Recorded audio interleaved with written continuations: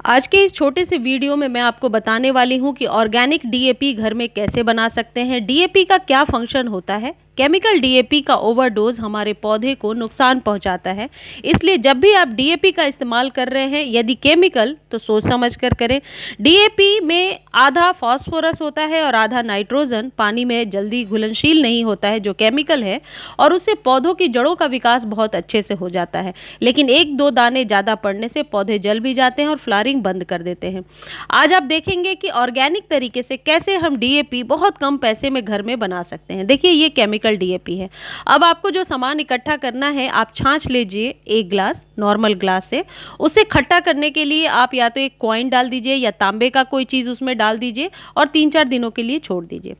उसके बाद आपको चाहिए ये गुड़। हम अपने 10 गमले के लिए तैयार करेंगे तो 2 इंच का ये गुड़ का टुकड़ा जब आप फोड़ेंगे तो 4 चम्मच होगा और करीब ये 15 से 20 ग्राम के आसपास होगा।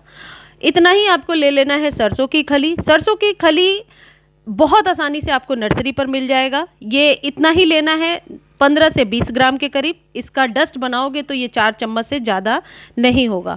और आपको चाहिए नींबू। नींबू जो घर में हम खाते हैं और छिलके को फेंक देते हैं वो भी हम इस्तेमाल कर सकते हैं, लेकिन उसकी संख्या कम से कम 15 से 20 होनी चाहिए। यदि आप रस वाला नींबू ले रहे हैं तो 2 ले लीजिए और इन सब को एक जगह आप इकट्ठा कीजिए। इसे हमें मिक्सी में पीसना है। पीसकर 15 से 20 दिनों के लिए रखना है और फिर इस्तेमाल करना है। यदि आपके यहाँ गर्मी ज़्यादा है तो सिर्फ 10 डेज रखिए।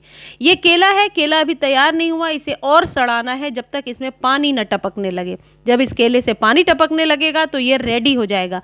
एक केला इस क्वांटिटी पर बहुत है, इसे भी आप रख लेंगे। यदि आपके यहाँ बेल वाला फल मिल रहा है तो 10 ग्राम से 15 ग्राम के करीब वो भी आप ले सकते हैं। इन सब को मिक्सी में पीस करके 2 लीटर पानी में आप रख दीजिए, छाया में। ये बात ध्यान रखिएगा, छाया में ही रखना है।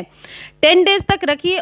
भिगाने के लिए प्लास्टिक की बाल्टी है, ठीक है। यदि मिट्टी का बर्तन है आपके पास तो वेल एंड गुड है। बाद में उसे 5 लीटर पानी में मिलाइए और अपने सभी पौधों पर अच्छे से शाम के समय आप वाटरिंग कर दीजिए। महीने में एक बार आप ऐसा करेंगे तो फिर और कोई खाद देने की आपको ज़रूरत नहीं पड़ेगी, क्योंकि इसमें फॉस्फोरस है जो स्टेम को मोटा करेगा और इसमें नाइट्रोजन भी है जो पत्तियाँ लश ग्रीन आपको देगा और जड़ों का विकास करेगा।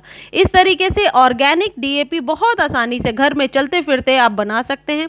यदि आप मिक्सी में नहीं पीसना चाहते हैं तो ऐसे ही भिगा दीजिए और भिगा करके फिर आप अच्छे से मैश करके आप दे सकते हैं। लेकिन ये ध्यान रखें कि इंडोर प्लांट पर दे रहे हैं तो जितना पतला लिक्विड देंगे उतना ही सही रहेगा, क्योंकि इंडोर प्लांट पर यदि मिट्टी के ऊपर कोई चीज़ जम जाए तो फंगस की समस्या होती है।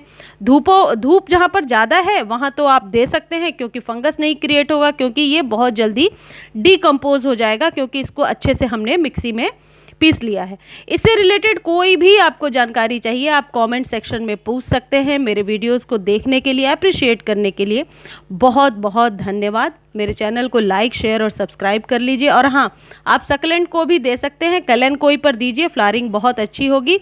ये जो स्पॉट्स आ गए हैं, पत्तियाँ ये जो अच्छी नहीं दिख रही हैं, इसका इस्तेमाल करने से पत्तियां भी लश ग्रीन निकल करके आती हैं। अब आप सोचोगे कितना देना है, तो मान लीजिए 4 से 5 इंच का कंटेनर है तो 1 ग्लास आप दे सकते हैं। यदि ये बच जाता है तो 2-3 दिनों के बाद आप इसका इस्तेमाल फिर से कर लीजिए। इसका कोई साइड इफ़ेक्ट नहीं होगा, क्योंकि ये पूरी तरीके से ऑर्गेनिक है। इसे आप अपने मनी प्लांट या जितने लीफी प्लांट हैं उन पर भी दे सकते हैं। इसको देने के पहले बस ये बात ध्यान रखें कि मिट्टी में थोड़ा सा गुड़ाई कर लें। देखिए इसको देने से नए नए शूट्स भी बहुत जल्दी आने लगते हैं। धन्यवाद।